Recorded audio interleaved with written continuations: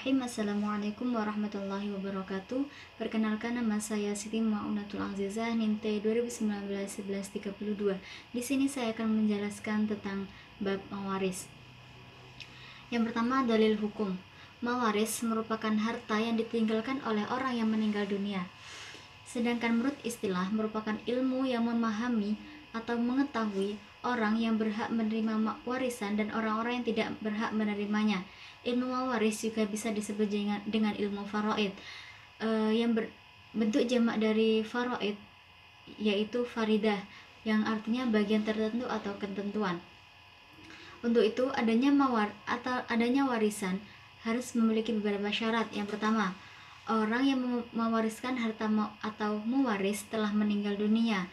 Adanya harta warisan, maurus, miras, irs, turas, dan torikoh yang hendak diwariskan setelah disisakan penyelesaiannya janji-janji seperti hutang ataupun wasiatnya. Yang ketiga, ahli waris hidup ketika mewaris meninggal dunia, termasuk dalam hal ini anak yang telah masih dalam kandungan ibunya, ia berhak mendapatkan warisan. Yang keempat, tidak ada penghalang-halang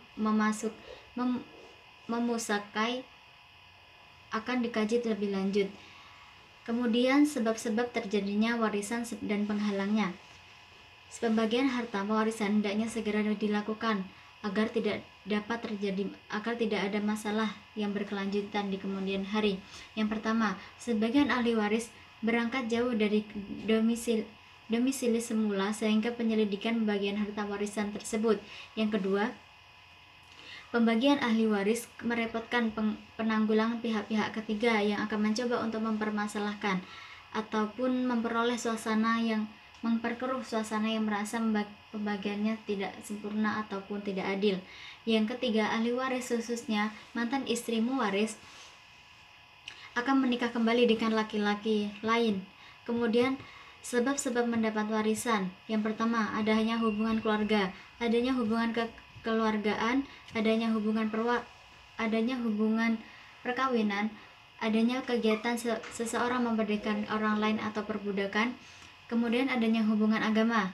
Yang kedua, sebab-sebab penghalang penerima warisan. Yang pertama, perbudakan, pembunuhan, kekafiran. Yang terakhir, anak dari penghasil perzinaan atau tidak menikahi atau tidak melalui pernikahan yang sah tidak mendapat warisan kecuali dari ibu yang melahirkannya. Kemudian ahli waris dari golongan laki-laki dan perempuan.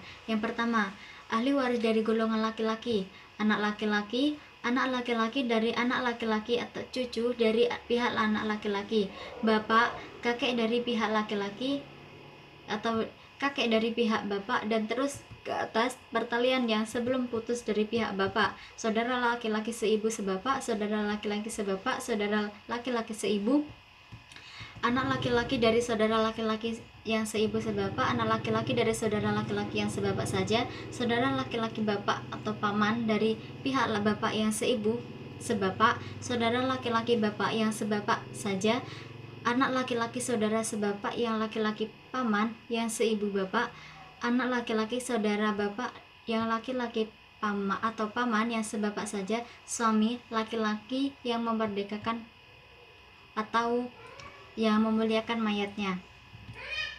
Kemudian jika 15 orang yang di atas semua ada atau hadir, maka hanya 3 saja yang mendapatkan. Yang pertama, bapak, anak laki-laki, dan suami.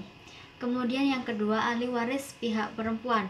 Yang pertama, anak perempuan dari anak laki-laki dan seterusnya ke bawah, ibu dari bapak, ibu dari ibu terus ke atas, saudara perempuan yang seibu sebapak, saudara perempuan yang sebapak saja, saudara yang perempuan yang seibu saja, istri perempuan yang memerdekakan si mayat. Kemudian seandainya 25 orang tersebut dari pihak laki-laki dan pihak perempuan semuanya ada, maka yang pasti mendapat hanya salah seorang dari 2 orang saja, yaitu suami istri, ibu dan bapak, dan anak laki-laki dan anak perempuan saja. Kemudian asbabul furud dan bagian-bagiannya serta asabah. Yang pertama, orang yang mendapat bagian Pembagian orang yang menentukan al-furud masing-masing adalah setengah, setengah, seperempat, setengah, setengah. Yang pertama, orang yang mendapat bagian setengah, anak perempuan jika ia sendiri. Kemudian anak perempuan dari laki-laki tidak ada anak perempuannya. Kemudian saudara perempuan yang seibu sebapak. Kemudian yang terakhir, suami jika istrinya meninggal tidak meninggalkan anak dan tidak pula ada anak dari anak laki-laki, baik laki-laki ataupun perempuan. Kemudian yang kedua, yang mendapat bagian setengah, ibu jika ia meninggal tidak meninggalkan anak atau cucu. Yang kedua, dua orang saudara atau lebih dari saudara yang seibu, baik laki-laki maupun perempuan. Kemudian orang yang mendapatkan bagian seperempat, yang pertama, suami jika istrinya yang meninggal itu meninggalkan anak, baik laki-laki maupun perempuan anaknya. Yang kedua, istri, baik hanya satu orang maupun lebih istri yang dipoligaminya. Kemudian yang keempat, orang yang mendapatkan bagian setengah adalah yang pertama, ibu jika ia beserta anaknya. Yang kedua, bapak si mayat jika meninggal mempunyai anak. Yang ketiga, nenek, ibu dari ibu atau ibu dari bapak jika ibu tidak ada. Kemudian cucu pertama dari pihak anak laki-laki. Kemudian kakek bapak dari bapaknya. Kemudian untuk seorang saudara yang seibu, baik laki-laki maupun perempuan. Kemudian saudara perempuan yang sebapak saja, baik sendiri maupun banyak, jika bersaudara maka beserta saudara perempuan yang seibu dan sebapak. Yang kelima, yang mendapatkan bagian setengah, istri baik satu maupun banyak jika suami meninggalkan anak, baik anak laki-laki maupun perempuan. Kemudian yang mendapatkan bagian seperenam, yang pertama, dua orang anak perempuan atau lebih jika dia tidak ada anak laki-lakinya. Yang kedua, dua orang anak perempuan atau lebih dari anak laki-laki jika anak perempuan itu tidak ada. Berarti anak perempuan dari anak laki-laki ini banyak. Kemudian saudara perempuan yang seibu sebapak jika dua orang atau lebih. Kemudian yang terakhir, saudara perempuan yang sebapak atau dua orang atau lebih.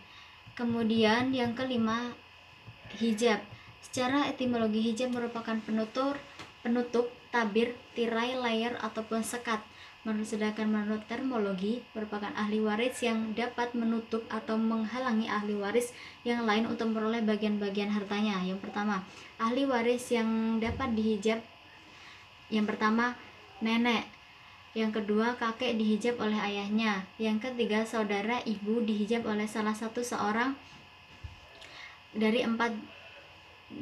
Yang pertama, anak baik laki-laki maupun perempuan, dari anak laki-laki dari pihak laki-laki maupun perempuan, bapak dan kakek. Kemudian bapak saudara sebapak dihijab oleh salah satu seorang. Yang pertama, bapak, anak laki-laki dari anak laki-laki, cucu laki-laki, kemudian saudara laki-laki seibu dan bapak. Kemudian saudara seibu sebapak dihijab oleh salah satu dari tiga. Yang pertama, anak laki-laki. Yang kedua, anak laki-laki dari anak laki-laki atau cucu laki-laki. Yang ketiga adalah bapak. Yang selanjutnya, cucu laki-laki atau perempuan dari anak laki-laki dihijab oleh anak laki-laki atau perempuan. Selain disebutkan atas penghijaban juga terdiri dari yang pertama, saudara laki-laki bapak, paman dari pihak bapak menghijabi saudara perempuan bapak atau bibi tidak mendapat warisan. Yang kedua, anak laki-laki saudara bapak yang laki-laki atau anak laki-laki paman dari pihak bapak menghijab anak perempuan tidak mendapat warisan. Yang ketiga, anak laki-laki saudara laki-laki menghijab anak perempuan tidak mendapatkan warisan. Yang terakhir, yang keempat, orang yang memerdekakan budak atau jenazah dihijab oleh ahli waris hubungan nasab atau kerabat. Mungkin itu saja yang dapat saya sampaikan, kurang lebihnya mohon maaf. Wassalamualaikum warahmatullahi wabarakatuh.